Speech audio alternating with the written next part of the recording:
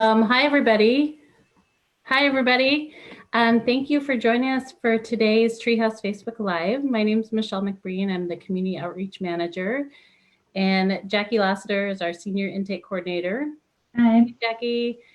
And so we're here to talk about just some of those commonly asked questions that we get from caregivers. We know a lot have come up over the last year.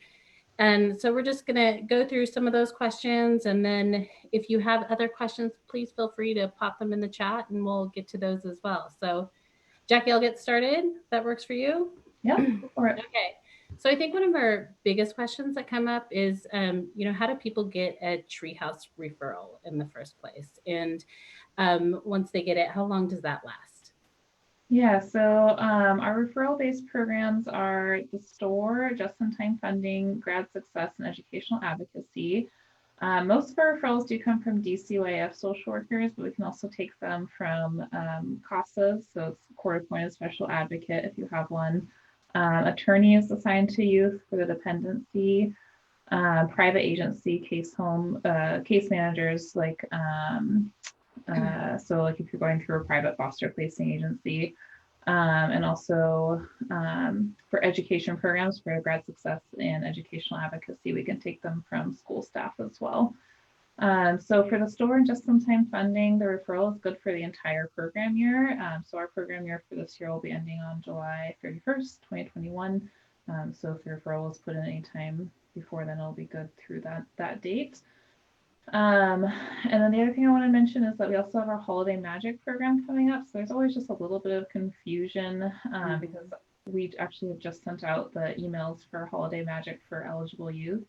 It's a different program than like the STORE, for example. So if you got a referral for Holiday Magic, or an email saying that your youth is eligible for Holiday Magic, you can just click the link on that email or go to the address in the letter that you received and make your request there. There's no referral needed for that program.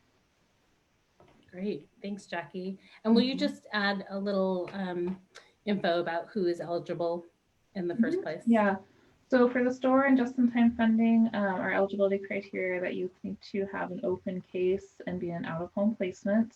And then there's the added criteria for those two programs that they need to either be living in King County, so the placement needs to be in King County, or they need to have a King County legal case. For other programs, advocacy, for example, is a statewide program. So any youth who is in an out-of-home placement and in public school in Washington is eligible if there's like a current educational need for them going on. And then grad success, we have available in various high schools in districts throughout the state, but not every single school district. So it varies a little bit. Yeah. And if you ever have questions about eligibility, because sometimes it can be confusing, you can always refer to our Treehouse website at treehouseforkids.org. Yeah, we have a whole PDF with all the eligibility details laid out there. If you still have questions, you can email us at referrals@treehouseforkids.org, which is all spelled out. Cool. Okay, thanks, Jackie. And our next question has to do with our programs and how they're running during this time. So Michelle, can you tell us a little bit about, if our programs are running and how that looks right now? Yeah, well, our programs are we're all up and running like everybody else in the rest of the world. We had to do some shifting. We are all of our staff are remote. Our offices are currently closed with the exception of the Treehouse store. And we do have volunteers and staff working in the store. So if you make a request for just-in-time funding or any of our other programs, our staff are all going to get those requests and we'll process those as normal. We're just not in the building itself. So, but you can still call our office, and they will connect you with people at home. For the Treehouse store, we are still open, not quite for in-person shopping, but we are filling orders.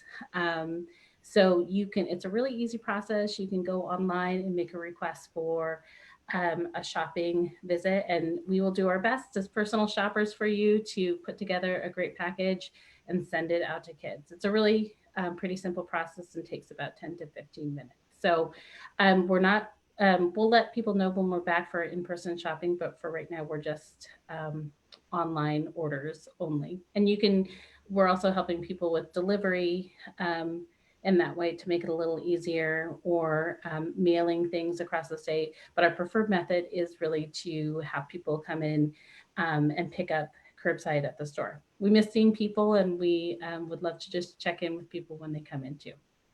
So. Thanks. And how many times can people put in orders for shopping this year? Oh yeah, so we've changed things a little bit. People can come in 3 times during the referral year, so I think that gets a little confusing. The start of the referral year is August 1st and then runs through the following July 31st. So that's currently 3 visits for that entire year, not just for the calendar year. So we just ask people to be mindful of that. And if you have 2 visits already, we're going to send out a reminder so you can kind of plan things out accordingly and see where you want to use that next visit. If things change and we expand that, we will definitely keep people up to date on our website after the first of the year. Thanks. Okay, now for you, Jackie. Um, what types of funding support can our just-in-time funding program provide, and what do they not support right now? Yeah, so our just-in-time funding program is still covering things like activities for kids, camps, extracurriculars, that kind of thing. It looks a little bit different in that just Sure. things that people are requesting are a little bit different right now. So, some schools do have school sports coming back on, which is definitely something that we can help assist with the cost of. Some schools aren't. There's a lot of virtual activities and events that are going on that have fees associated with them that we can help cover. So so we're still kind of covering all those things, but a lot of them have gone online. So we also have a resource page on our website. So anything that we aren't able to cover, if you're just kind of looking for ideas of things to do, you can look at that resource page and just kind of use it as like a brainstorming activity for you and your youth, that kind of thing. So one thing, unfortunately, we're not able to cover right now. We do recognize that there is a huge concern with school, being online and possibly youth falling behind, but we're not able to cover tutoring services through just-in-time funding. So that is something that we'll get to a little bit later in this talk, but I just wanted to put that out there. Yeah. Thanks, Jackie. So we encourage people still, it's a little harder now, but still look into those activities. I know most organizations have done some sort of pivot to try to keep kids engaged. I know that some school programs are just with permission from the school district starting to run practices. Um, uh, so you could look into that. I think people kind of forget about that because we're still all in quarantine. And definitely, if anybody has any questions right now, just feel free to pop it in the chat for sure. So we can come back to that at any time. Let's see. Well, I think I have a question for you, Michelle. Oh, okay. So kind of along those lines of what we talked about, what I just was talking about with tutoring. So if a youth does need additional support this school year, how can we help? Yeah, so this has been a really big topic in our household. I know as a parent that tutoring has come up, and just as I know it's a huge concern for people. We're seeing a lot of requests for or referrals just because people think that we can help with tutoring. So right now, what we're doing is we're partnering with an organization called iFoster and tutor.com. And this is tutor.com is an organization that has thousands of tutors that help with all subjects and grade levels across the state of Washington. So it's a really great resource. I just signed up for myself, for my son the other day. You can access it through your library card. And there, you do have to check in to see what libraries are participating, but you can also go into the iFoster website and they are a partner with us and log in that way. So that's going to be a really great way to connect with a tutoring resource. For our kids in our graduation success and our launch success program, we do have a volunteer tutor program through Treehouse, and caregivers and kids can make a request through their education staff person as well. So, and if you have any further questions or if those options are absolutely not working, please reach out to us at outreach@treehouseforkids.org. And Catherine, I think we'll put that in the chat and we can try to brainstorm with you some more and look at some other options. So we know that's a big deal right now, and we're constantly looking at ways that we can further support that, and we will let you know and put updates on our website as well. So, all right. Jackie, question for you. So, of course, we're all very heavily dependent on technology this year. Who can we connect with, or who can caregivers and families connect with regarding technical needs? And how can we as an organization help with those needs? Yeah, so definitely something that we've been hearing a lot this school year, especially as, and in the spring as districts went online and that kind of thing. So in general, most school districts will have provided or have an option to have them provide the basic needs that you will need for technology in your home. So if your child needs a laptop to work on, every school district should have an option for them to lease or have on loan a laptop from them at no cost. I think a lot of school districts also have Wi-Fi hotspots available if Wi-Fi is an issue in your home. So that would be your first step, is just definitely to check in with your school district and your school. If you don't have a contact that you are, in contact with a lot at the school, just check their website or just call them and ask, and hopefully they'll be able to kind of point you in the right direction. So Treehouse, for our organization, we are a supplemental service, so we can help navigate those resources through our advocacy program or through your student's grad success coordinator or education specialist. And then in certain circumstances, we can, if the school district just really isn't providing what you need, we can look at funding through ourselves, but we can also look for other resources in your community that might be able to help as well.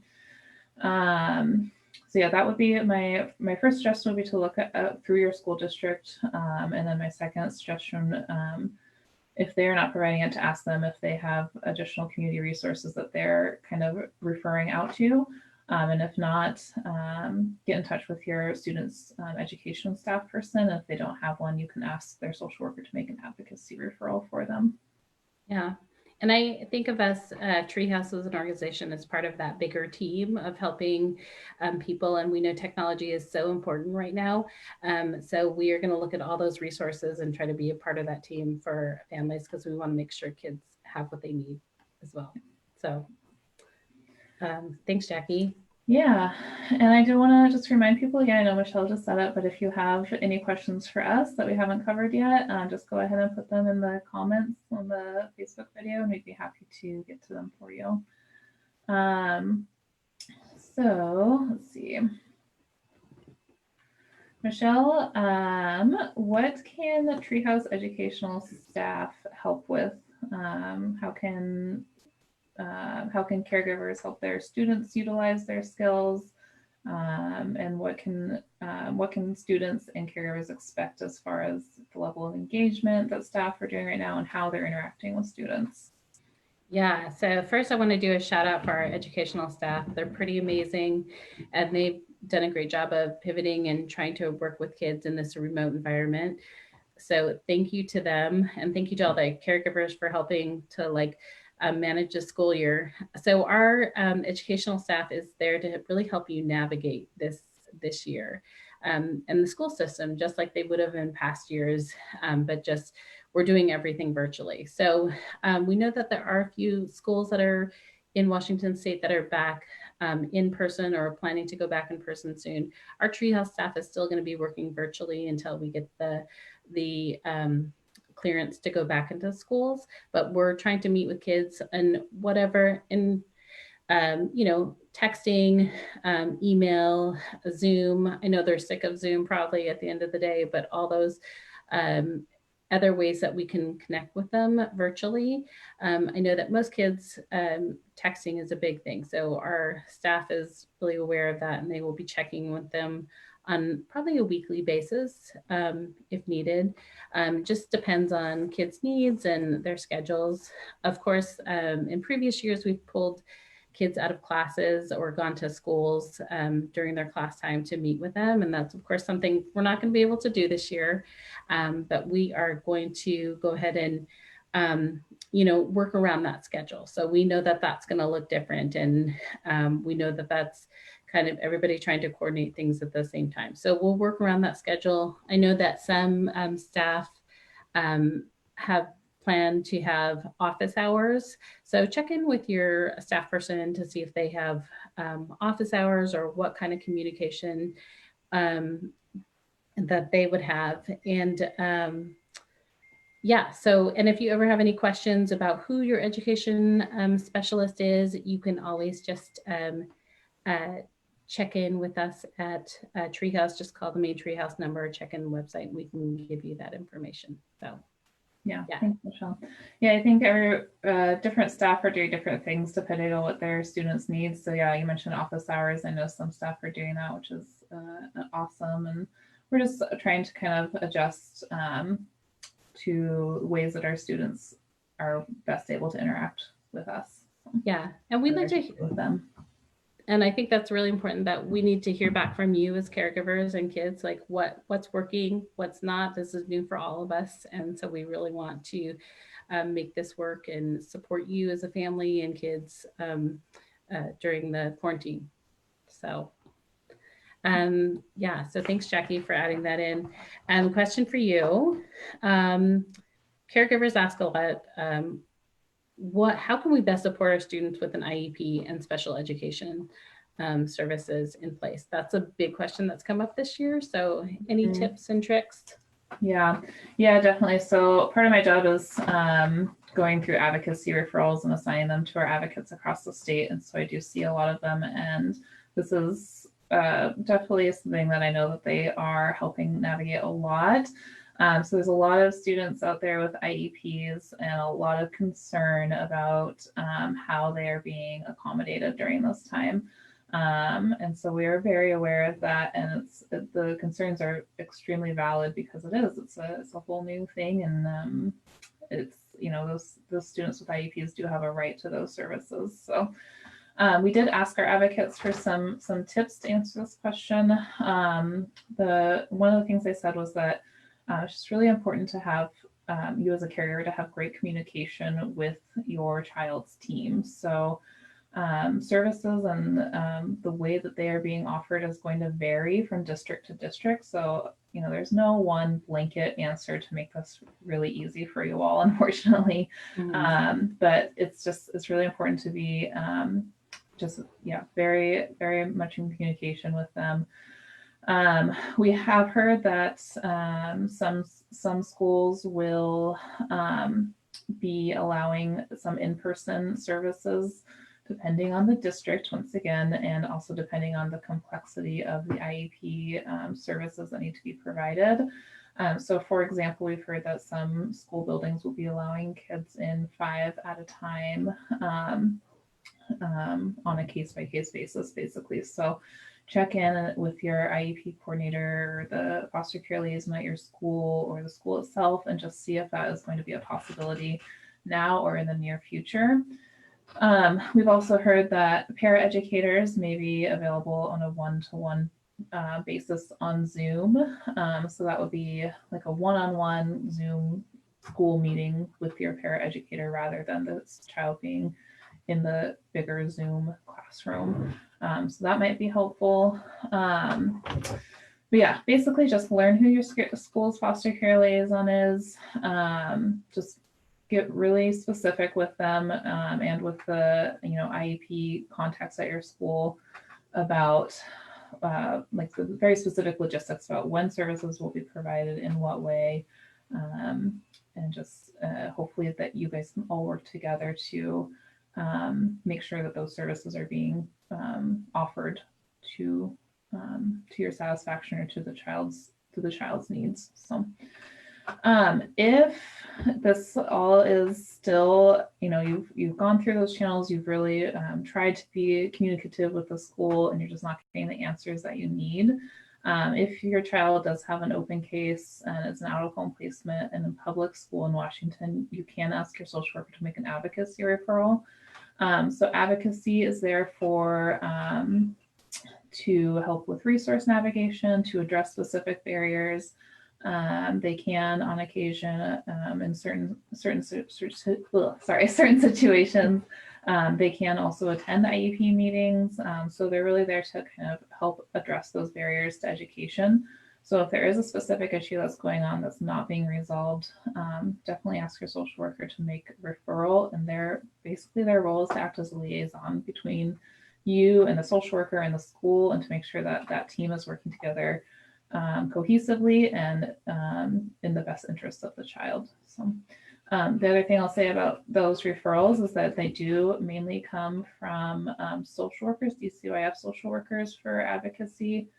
We can also take them from CASAs. So it's kind of that list that I mentioned before, CASAs. School staff can make them, as well as attorneys assigned to youth, and private foster placing agencies, and also group home contacts. I'm not sure if anybody here is on the call or on the Facebook Live is from a group home, but we can take them from group home case managers as well. Yeah. And that kind of goes to a question I think that I'm seeing that Brian asked as well, as far as where social worker or where referrals can come from. So hopefully that helps answer that. But Brian, if not, let me know if you have additional questions around that. Yeah, so I think the only clarification on that is that only education referrals can be made by school staff, but school staff can't make it for just general treehouse referrals. So it's got to be for an educational need in that. So and so Brian feels. Oh, sorry. For the store and just-in-time funding, it would have to come from one of those other folks that I mentioned, but school staff can make referrals for advocacy or grad success. Yeah. So I'm being told we have a few minutes just to wrap up here. So one of a big question that has come up is what's the best way to stay connected to Treehouse Services? And Jackie, I'm sorry, I just realized I stepped on your question. And I'll just answer that. We are more technology dependent than ever, and we really ask people to send us your email, make sure that your education staff person has your email, update your information with them, just with your telephone number and email is most important, just so we are able to get in contact with you. We have a caregiver e-newsletter that goes out on a monthly basis, and it has a lot of great information and updates. So we ask people to go ahead and just make sure that they're on that, or if you have questions about how to sign up for that, we can, I think Catherine might be able to put it in the chat, but if not, you can reach out to the outreach at treehouseforkids.org, and we can go ahead and sign you up for that e-newsletter as well. So email is so important. We are not doing a lot of mass mailing out, but if for some reason you're not able to access technology, you can call us and we will make sure that we're able to reach out to you, and just let us know what the best way is to get a hold of you. So we want to support you during this time. Anything else you want to add about that, Jackie? No, I think that you pretty much covered it. So just keep in contact with, if your student does have a educational staff person, just try to keep in contact with them. And you two can also work together to kind of figure out the best way to keep your student connected to that person. I think that pretty much covers it. Yeah, so thank you so much. And if anybody, we've covered just some basic stuff, but if you have any other questions, please feel reach out to us. Jackie takes care of referrals, and you can reach her at referrals@treehouseforkids.org. If you have a question about your specific referral or just general service questions, you can reach out to the outreach department, and those will both be in the chat. There's a lot of ways to be involved with Treehouse. We're so thankful for our foster community, for all that you do for kids, and we want to support you. We also ask the rest of the foster community to check out our website, look at doing holiday fundraiser. We have a lot of great ideas about how to get involved and support Treehouse. And just follow us on social media. Catherine does a fantastic job of updating and sharing out Treehouse information on all of our social media platforms. So, and I just, last thing I want to do a shout out for our next Facebook Live on looks like Monday at 3 p.m. with I'm gonna mess up this name, Charisma, one of our graduation success participants, and Ruby, her grad success coordinator. So just about how things are going and how they're supporting students right now. So anyways, but thank you everybody so much. It's been, I hope this has been helpful, and please feel free to reach out to us. We'd love to hear from you. Thank you. Thanks.